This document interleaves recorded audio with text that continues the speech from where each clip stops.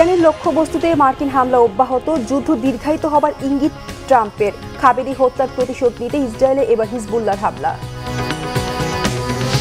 গতরাত আর আজও মধ্যপ্রাচ্যগামী বেশ কয়েকটি ফ্লাইট বাতিলে বিপাকে ভিসার মেয়াদ শেষ হওয়া যাত্রীরা দ্রুত ফ্লাইট রিশিডিউলে সরকারের হস্তক্ষেপ কামনা।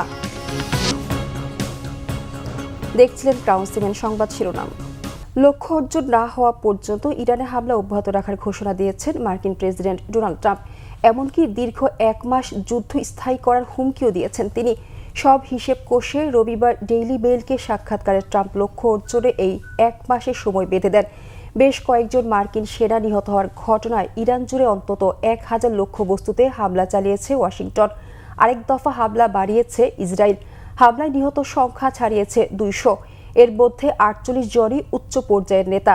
ইসরায়েলের হামলায় ক্ষতিগ্রস্ত হয়েছে জাতীয় বেতার ও টেলিভিশন সহ একাধিক হাসপাতাল ও পুলিশ ভবন। ইরানের বিপ্লবী গার্ডের সদর দপ্তর গুঁড়িয়ে দেওয়ার দাবি তুলেছে যুক্তরাষ্ট্র। জবাবে ইসরায়েল ও মধ্যপ্রাচ্যে যুক্তরাষ্ট্রের ঘাঁটি লক্ষ্য করে মিসাইল ও ড্রোন হামলার সংখ্যা বাড়িয়েছে ইরান। বেইত শেবেশে অন্তত 9 জন নিহত হয়েছে। হামলা চলছে কুয়েত, কাতার, সৌদি আরব, সংযুক্ত আরব আমিরাত ও বাহরাইনের মার্কিন ঘাঁটিতে। বিমানবন্দর ও সামরিক ঘাঁটিতে ইরানের মিসাইল হামলা প্রতিহতের দাবি করেছে সৌদি আরব। ইরানের সর্বোচ্চ নেতা আয়াতুল্লাহ আলী খামেনি হত্যার প্রতিশোধ নিতে সোমবার ভোর থেকে ইসরায়েলে হামলা শুরু করে ইরান সমর্থিত হিজবুল্লাহ যোদ্ধারা। পরে ইসরায়েলও পাল্টা শুরু করে। মধ্যপ্রাচ্যে নিজেদের ও মিত্র দেশগুলোর স্বার্থ রক্ষায় ইরানের বিরুদ্ধে সামরিক ব্যবস্থা নেওয়ার হুঁশিয়ারি দিয়েছে ফ্রান্স, জার্মানি ও যুক্তরাজ্য। এতে মধ্যপ্রাচ্যের যুদ্ধ পরিস্থিতি আরও বিস্তৃত হওয়ার শঙ্কা করছেন বিশ্লেষকরা। এদিকে ইরানের পররাষ্ট্রমন্ত্রী আব্বাস আরাকচি জানিয়েছেন, আগামী 2-3 দিনের মধ্যে নির্বাচিত হতে পারে নতুন সর্বোচ্চ নেতা। গতরাত এবং আজও মধ্যপ্রাচ্যগামী বেশ কয়েকটি ফ্লাইট বাতিল হয়েছে। এতে বিপাকে পড়েছেন ভিসার মেয়াদ শেষ হওয়া যাত্রীরা। কবে নাগাদ ফ্লাইট কিংবা ভিসা জটিলতা কাটবে সেটি নিয়েও ধোঁয়াশায় তারা। এজন্য সরকারের হস্তক্ষেপের প্রত্যাশা তাদের। বিস্তারিত মামুন আব্দুল্লাহ রিপোর্টে। নরসিংদী মনোহরদীর জুবায়ের একরাশ স্বপ্ন নিয়ে এসেছিলেন এয়ারপোর্টে। কথা ছিল উড়াল দেবেন আকাশে, বাবা মায়ের মনের আশা পূরণে পাড়ি জমাবেন নবীর দেশে। তবে মধ্যপ্রাচ্য সংঘাতে ফ্লাইট বিপর্যয়, সেই স্বপ্ন কালো ধোঁয়ার মতো উড়ে গেছে এক নিমিষেই। এখন তাই নির্বিকার এই স্বপ্নবাজ তরুণ। আমার বিশের মেয়াদ 4টার দিকে, এখন আমার ফ্লাইট দিছে 2 তারিখে। এখন তো ফ্লাইট বন্ধ, এখন যাওয়া যাইতেছে না। এখন কি করবো? এখন আমার যদি ফ্লাইট পরেও দেয় তবু আমার বিশের মেয়াদ নাই, তখন আমি যাবো কেমনে বিদেশ? তো বাবাই তো অনেক কষ্ট করে টাকা ভাঙ্গিয়া ফাটাইতেছে, কষ্ট তো লাগারই কথা। এখন আর কি করা যাইব? জুবায়ের মতোই সাজিদ হাসান আর কাউসারও এসেছেন সুদূর কুমিল্লা থেকে। একই কারণে ফ্লাইট বিড়ম্বনায় দিশেহারা তারা। ফ্লাইট বাতিল হওয়ায় আতঙ্ক ছড়িয়েছে অনেকের মধ্যেই। কালকে সারা রাত আমরা বাইরে ওই যে যাত্রী কাউন্টার ছিল ওই জায়গায় আমরা দাঁড়িয়েছিলাম। আজকে আবার আপনার দালালের মাধ্যমে আমরা এই টিকিট কাটছে, ওইটা দালাল আপনার ফেকটা আমাদেরকে টিকিট দিছে। এই আপনার টিকিট নিয়ে আমরা ভিতরে গেছি, এন্ট্রি করতে দিছে, কিন্তু ভিতরে নেওয়ার পরে আমাদের যে কম্পিউটার দিছে ওই জায়গায় আপনার কাতার এয়ারলাইন্সের কোনো বিমানে নেই। টিকিটের একটা কপি দিছে, বলছে যে এই টিকিটটাই ওটা দিলে তারা মানে বিমান চালু আছে, যে আজকে সকাল 5টা বাজে ফ্লাইট। পরে আমরা আসছি, আমরা ছিলাম ঢাকায় কাজিনের বাসা। কালকা সারাদিন ছিলাম এই জায়গায়, সারা রাত্রি ছিলাম, কারোর কোনো সহযোগিতা পাই নাই। প্রবাস কল্যাণ বলেন যেটি বলেন, আজকেও সেম আসছে। আসার পর আমরা ঢাকা ছিলাম এক জায়গায় কাজিনের বাসাতে, আসার পরে ভিতরে ঢুকছি, ঢুকার পরে আপনার সেম কালকার মধ্যে একই অবস্থা, কোনো ফ্লাইট সব কিছু বন্ধ। কিন্তু আমাদের এজেন্সি বলতেছে ফ্লাইট আছে, ওরা বলতেছে ফ্লাইট বন্ধ। 2:25 বিমান উড়ে দেওয়ার কথা, এই জায়গার মধ্যে বিমান উড়ে দিছে 2:50। বিমান ঘন্টা 1.5 ঘন্টা চলার পর আবার বিমান লঞ্চ করছে শাহজালাল আন্তর্জাতিক বিমানবন্দরে। এখন মনে করেন কাউন্টারে গেলে বলে যে আমাদের কোনো কিছু করার নাই, মানে আপনারা অফিসে যোগাযোগ করেন। কবে নাগাদ ফ্লাইট পাওয়া যাবে সে ব্যাপারে নিশ্চিত হতে চান এই যাত্রীরা। এখনো কনফার্ম হয়েছে না, কতক্ষণ পর ডেট চেঞ্জ করতেছে। আমরা তো কুমিল্লাতে আইসা বসে রয়েছি প্রায় 2টার দিকে, বাসার থেকে 2টার সময় আইসা বসে রয়েছি।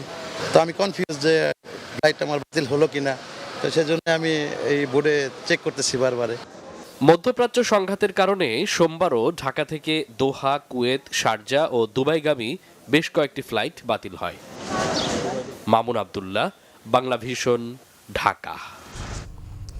সংযুক্ত আরব আমিরাতে ইরানের হামলায় এক বাংলাদেশি নাগরিক সহ মোট 3 জন নিহত হয়েছে। রবিবার আমিরাতের প্রতিরক্ষা মন্ত্রণালয়ের বরাতে বার্তা সংস্থা এএপি তথ্য জানিয়েছে। যুক্তরাষ্ট্র ও ইসরায়েলি হামলার প্রতিক্রিয়ায় ইরান হামলা চালালে আমিরাতে অন্তত 3 জন নিহত এবং 58 জন আহত হয়েছে। হামলায় আরও একজন পাকিস্তানি ও নেপালি নাগরিক নিহত হয়েছেন। দেশটির প্রতিরক্ষা মন্ত্রণালয় বলছে, আমিরাত 165টি ব্যালিস্টিক ক্ষেপণাস্ত্র শনাক্ত করেছে, যার মধ্যে 152টি ধ্বংস করা হয়েছে। বিবৃতিতে আরও বলা হয়, মোট 541টি ইরানি ড্রোন শনাক্ত করা হয়েছে, যার মধ্যে 506টি প্রতিহত করা হয়েছে। ইরানের উপর হামলার প্রেক্ষাপটে সেখানে বসবাসরত বাংলাদেশি নাগরিকদের নিরাপত্তা ও সুরক্ষা নিয়ে গভীর উদ্বেগ প্রকাশ করেছে বাংলাদেশ। রবিবার পররাষ্ট্র মন্ত্রণালয়ের এক বিবৃতিতে বলা হয়েছে, এই দ্বন্দ্ব অব্যাহত থাকলে তা কেবল আঞ্চলিক শান্তি, স্থিতিশীলতা এবং বেসামরিক জনগণের নিরাপত্তাকেই বিপন্ন করবে বলে সতর্ক করছে বাংলাদেশ। সংশ্লিষ্ট সকল পক্ষকে সর্বোচ্চ সংযম প্রদর্শন এবং মতপার্থক্য নিরসনে কূটনৈতিক আলোচনায় ফিরে আসার আহ্বান জানানো হয়েছে ঢাকার পক্ষ থেকে। বাংলাদেশ এই অঞ্চলের বেশ কিছু দেশের সার্বভৌমত্ব লঙ্ঘনেরও নিন্দা জানিয়েছে, যার মধ্যে রয়েছে বাহরাইন, ইরাক, জর্ডান, কুয়েত, কাতার, সৌদি আরব ও সংযুক্ত আরব আমিরাত। বাংলাদেশ আশা করে যে দ্রুততম সময়ের মধ্যে পরিস্থিতি শান্ত হবে এবং পুরো অঞ্চল জুড়ে শান্তি, নিরাপত্তা ও স্থিতিশীলতা ফিরে আসবে।